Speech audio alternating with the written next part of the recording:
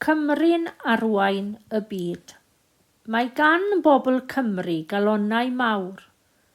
Maent yn perthyn i wlad fechan, ond iechyd, mae ganddynt gic fel mil. Geiriau Desmond Tutu. Aninau ar ddechrau mis Tachwedd. Mae'n hawdd anghofio gwres anghyffredin yr haf eleni. Y gwres llethol, y diffyg glaw a'r llifogydd, ac mae'r achosion hyn yn cynyddu mewn nifer o wledydd ledled y byd. Dylai newid hinsawdd fod yn achos pryder i bob un ohonom. Aelod o ferched y Wawr sy'n gweithio i leihau newid hinsawdd ydy MacGarry o gangen Bro Ddyfi.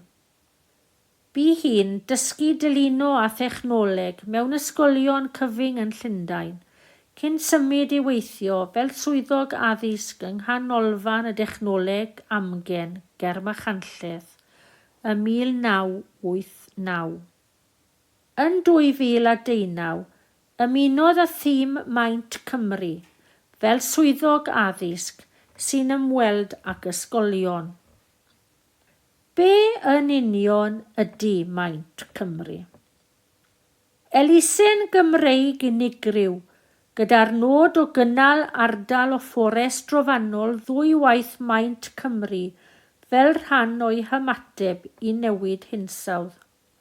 Mae'n darparu cyllid ac arbenigedd i gymunedau lleol a chynghenid mewn rhanbarthau trofannol, i'w helpu i sicrhau a chynnal eu coedwigoedd gwerthfawr, tyfu mwy o goed a sefydlu bywoliaeth gynaladwy. Drwy addysg, ymgysylltu â'r gymuned, gweithgareddau tyfu coed ac eiriolaeth, rydyn ni hefyd yn codi ymwybodaeth yng Nghymru o bwysigrwydd coed a chydwigoedd trofannol wrth fynd i'r afael a newid hinsawdd. Ein nod ydy ysbrydoli pobl i weld y gallan nhw hefyd fod yn rhan o'r ateb. Pam mae'r cynllun yn canolbwyntio ar arblannu coed a chynnal coedwigoedd trofannol? Mae coedwigoedd trofannol yn chwarae rhan bwysig wrth helpu wrth sefyll newid yn yr hinsawdd. Mae nhw'n amsugno tua 1 o 5 o ollyngiadau CO2 y byd bob blwyddyn. Mae llawer o sôn am yr angen i leihau'r defnydd o danwydd ffosil, ac mae 20 i 25% o ollyngiadau carbon a achosir gan ddyn yn deillio o ddadgoedwigo. Rhaid dod o hyd i ffyrdd o fyw gyda llai o danwyddau ffosil, ac mae lleihau dadgoedwigo yn y gwledydd trofannol yn hanfodol hefyd. Mae coedwigoedd glaw trofannol yn ecosystemau arbennig o bwysig, ac maen nhw'n chwarae rhan hanfodol wrth storio dŵr, rheol eiddio glawiad ac atal llifogydd, sychder ac erydiad. Mae nhw hefyd yn cynhyrchu llawer o ocsigen y byd, ac mae pob anifail yn ei anadlu. O ble daeth yr enw Maint Cymru? Mae'r dywediad darn o dir Maint Cymru, tua 2 filiwn hectar, yn cael ei ddefnyddio'n aml i gyfeirio at ba mor gyflym mae fforestydd yn dirywio neu'n diflannu. Drwy Maint Cymru, rydyn ni'n troi'r defnydd negyddol hwn o faint y wlad ar ei ben, gan osod nod o geisio diogelu ardal o fforestydd law, yr un maint a Chymru. Sefydlwyd Maint Cymru yn 2010. Ydy'r cynllun wedi bod yn llwyddiannu sydd yma? Diolch i gefnogaeth wych Cymru, llwyddodd Maint Cymru i gyrraedd y targed o helpu diogelu 2 filiwn hectar o goedwig yn 2013 a chefnogi dros 43,000 o bobl o gymunedau fforestydd. Yn fuan wedyn, penderfynwyd mae'r cam amlwg nesaf fyddai mynd anelu at ddiogelu ardal o fforest law 2 waith maint ein gwlad. Ydy'r cynllun yn plannu coed neu'n gwarchod fforestydd Cymru? Ar y cyfan, mae fforestydd Cymru'n cael ei gwarchod yn bir dda. Mae nifer y sefydliadau yng Nghymru sy'n gwarchod ac ehangu ein coedwigoedd brodorol, gan gynnwys Adnoddau Naturiol Cymru, Coed Cymru a Coed Cadw.